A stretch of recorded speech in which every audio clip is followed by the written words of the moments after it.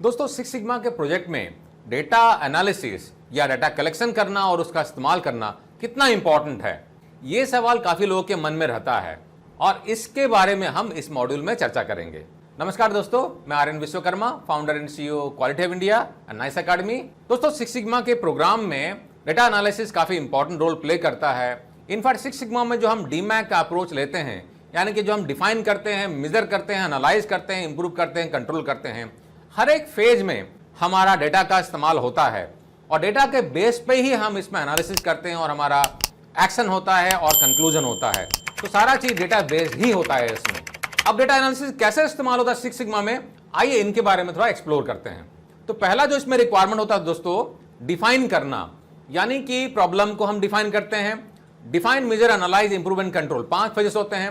तो पहले हम डिफाइन करते हैं। क्या डिफाइन करते हैं हम कि क्या प्रॉब्लम है, क्यों हमने इसको सिलेक्ट किया है। इसमें काफी सारे हम टूल का भी इस्तेमाल करते हैं, जैसे कि 5W1H हो गया, हम गोल सेटिंग करते हैं, चार्टर भी बनाते हैं, वगैरह वगैरह, बिजनेस केस बनाते हैं। तो यहां पर हर एक चीज में हम डाटा कलेक्शन करते हैं और डाटा का ही हम लोग इस्तेमाल करते हैं डिफाइन करने के लिए। तो हम डाटा कलेक्शन करके देखते हैं कि क्या प्रॉब्लम चल रही है। फॉर एग्जाम्पल, मेरा प्रोजेक्ट जो है क्वालिटी इंप्रूवमेंट का है, तो डाटा कलेक्शन करके देखेंगे किस मशीन में प्रॉब्लम आ रहा है, क्या ये दिन में आ रहा है, रात में आ रहा है, क्या इसी लाइन पे आ रहा है, दूसरे लाइन पे भी आ रहा है, इसी प्लांट में आ रहा है, दूसरे प्लांट में भी आ रहा है, कितना आ रहा है, किस पैटर्न में आ रहा है, क्या डिफेक्ट है, वगैरह वगैरह। तो ये सारा जो करते हैं हम लोग डिफाइन करते हैं, ये डेटा बेस्ड ही होता है। तो इसमें बहुत सारे हम टूल का भी इस्तेमाल करते हैं। फॉर एग्जाम्पल, बेसिक जो 7 क्वालिटी कंट्रोल टूल है, हम उसका भी इस्तेमाल कर सकते हैं। स्मार्ट गोल सेटिंग करते हैं, चार्टर का इस्तेमाल करते हैं। तो ये सारे टूल्स हो गए जिसका हम इस्तेमाल करते हैं। ब्रॉड लेवल में अगर बात करूं तो, अगर स्पेसिफिक में जाएं तो बहुत सारे और भी टूल्स हैं। For example, stakeholder analysis भी हम करते हैं, सीपोक डायग्राम बनाते हैं, फ्लो चार्ट करते हैं, वगैरह वगैरह। तो बहुत सारी चीजें जो कि प्रोजेक्ट टू प्रोजेक्ट भी वैरी करता है, हम उसका इस्तेमाल करते हैं डिफाइन फेज में। अब नेक्स्ट फेज में आते हैं, मेजर फेज। तो मेजर फेज में हम क्या करते हैं, डेटा का इस्तेमाल करते हैं कि नहीं करते हैं।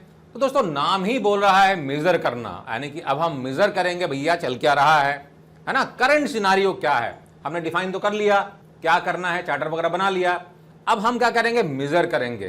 तो मेजर करने के लिए भी हम डाटा कैप्चरिंग करेंगे और डाटा कैप्चरिंग करने के पहले भी हम MSA करते हैं, मेजरमेंट सिस्टम एनालिसिस, कि हमारा मेजरमेंट सिस्टम रिलायबल है कि नहीं है। अगर मेजरमेंट सिस्टम ही रिलायबल नहीं होगा तो जो हम डेटा कैप्चरिंग करेंगे वो रिलायबल कैसे होगा। इसलिए डेटा कैप्चरिंग से पहले हमको MSA करना होता है। तो यहां पर भी हमारा डेटा का बहुत इंपॉर्टेंट रोल हो गया, किसमें, मेजर फेज में। अब इसमें भी बहुत सारे हम टूल का इस्तेमाल कर सकते हैं। अगर एक टूल का एग्जांपल दे दूं कि करंट सिनारियो मेरा प्रोसेस कैपेबिलिटी क्या चल रहा है, तो CPCP के क्या इस्तेमाल करूंगा। करंट मेरा प्रोसेस स्टेबल है कि नहीं है, तो कंट्रोल चार्ट का इस्तेमाल करूंगा। तो करंट डिफेक्ट क्या चल रहा है, उसको अगर मुझे प्रायोरिटाइज करना है, पायरेटो का इस्तेमाल कर सकता हूं। तो ये बहुत सारे टूल्स हैं जो कि हम मेजर फेज में इस्तेमाल कर सकते हैं। अब उसके बाद में क्या आ जाएगा, फिर एनालाइज फेज आ जाएगा। अब नाम ही है एनालिसिस, यानी कि अब हमको एनालिसिस करना है। तो एनालिसिस तो बिना डेटा के बेस पे होगा ही नहीं, यानी कि जो मैंने मेजर किया हुआ था, डेटा कलेक्शन किया हुआ था, अब उसका एनालिसिस करूंगा। तो एनालिसिस फेज भी हेवीली डिपेंडेंट है डेटा के बेस पे। तो बिना डेटा का तो यहां पर भी काम नहीं चलेगा।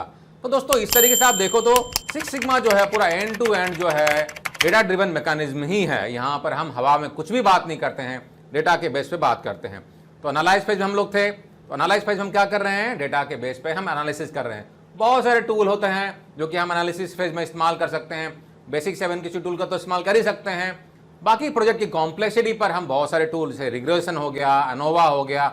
अब रिग्रेशन में भी बहुत सारे तरह के रिग्रेशन होते हैं, सिंपल लीनियर, मल्टीपल लीनियर हो गया, पॉलिनोमियल हो गया, रिग्रेशन बाय सबसेट हो गया, अनोवा हो गया, 1 वे 2 वे वगैरह वगैरह, मनोवा हो गया। तो डिपेंड करता है क्या कॉम्प्लेक्सिटी है, क्या रिक्वायरमेंट है, उसके बेसिस पे हम एनालिसिस करते हैं। फिर नेक्स्ट आ गया हमारा इंप्रूवमेंट। अब हमको इंप्रूवमेंट करना है, 4th फेज में आ गए। अब इंप्रूवमेंट कैसे करेंगे, है ना, सॉल्यूशन इम्प्लीमेंटेशन करेंगे, उसके लिए भी हमारा डेटा ही चाहिए। तो जो मैंने एनालिसिस किया था, जो मेरा रूट कॉज निकल के आया, वो भी मैं डेटा को देखूंगा और उसके हिसाब से ट्रेंड ब्रेंड सारा स्टडी करते हुए, प्रॉब्लम को समझते हुए मैं सॉल्यूशन वगैरह निकालूंगा। तो यहां पर भी डेटा बेस्ड ही होता है, ठीक है ना। ऑप्टिमाइजेशन भी किया जाता है इंप्रूवमेंट फेज में, डिजाइन ऑफ एक्सपेरिमेंट्स कर सकते हैं वगैरह वगैरह, ठीक है। फिर फाइनल फेज क्या आ जाएगा, कंट्रोल फेज। अब मुझे कंट्रोल करना है, तो कंट्रोल में बिना डेटा के मॉनिटरिंग पर कर ही नहीं सकता हूं। तो डेटा का रोल यहां पर भी आ गया, कंट्रोल करना है। तो जो मेरे एक्सेस निकल के आ गए हैं, यानी कि जो इनपुट वेरिएबल निकल के आ गए, उनको मुझे कंट्रोल करना है, और जो मेरे वाई है यानी कि जो आउटपुट वेरिएबल है उनको मॉनिटरिंग करना है। तो दोस्तों टोटल खेल जो सिक्स सिग्मा में होता है ये एक्स और वाई का है। आपने सुना होगा Y is a function of X, यानी कि वाई जो मेरा आउटपुट वेरिएबल है वो डिपेंड करता है, यानी कि डिपेंडेंट वेरिएबल जो हो गया डिपेंड करता है, किस पर डिपेंड करता है? इनपुट वेरिएबल, यानी कि एक्सेस। एक एक्स भी हो सकता है, मल्टीपल एक्सेस भी हो सकता है, जिसे हम कहते हैं इनपुट वेरिएबल या की प्रोसेस इनपुट वेरिएबल, या हम कहते हैं इंडिपेंडेंट वेरिएबल। अलग अलग नामों से जाना जाता है। तो जो एक्सेस निकल के आया है उस हम क्या करेंगे? कंट्रोल करेंगे। कंट्रोल करने के लिए हम कंट्रोल चार्ट का इस्तेमाल कर सकते हैं। इसके बाद में क्या हमने जो प्रोसेस कैपेबिलिटी पहले मेजर की थी अब चेंज हो गया है, दोबारा सीपीसीबी के कर सकते हैं। और इसके बाद में फिर मॉनिटरिंग करने के लिए हम लोग सिस्टम बनाएंगे यहाँ पर, है ना। तो यहाँ पर भी देखिए डेटा का इस्तेमाल होता है। तो हम दोस्तों देख रहे हैं कि पूरे के पूरे सिक्स सिग्मा में, चाहे पहला फेज हो define, measure, analyse, improve and control, हर एक फेज में डेटा का बहुत इंपॉर्टेंट रोल रहता है। तो six sigma data driven methodology है और बहुत ही पॉपुलर मेथोडोलॉजी है। इसको सीख के आप समझ के आप सिस्टमैटिक तरीके से प्रॉब्लम को सॉल्व करना सीख जाएंगे। तो दोस्तों अगर आप भी अपने कैरियर को आगे बढ़ाना चाहते हैं या अपने कंपनी में प्रॉब्लम को सॉल्व करना चाहते हैं तो सिक्स सिग्मा के प्रोग्राम को जरूर अडॉप्ट करें। सिक्स सिग्मा के कल्चर को अपने कंपनी में इंप्लीमेंट करें, इससे काफी फायदा होता है बिजनेस को।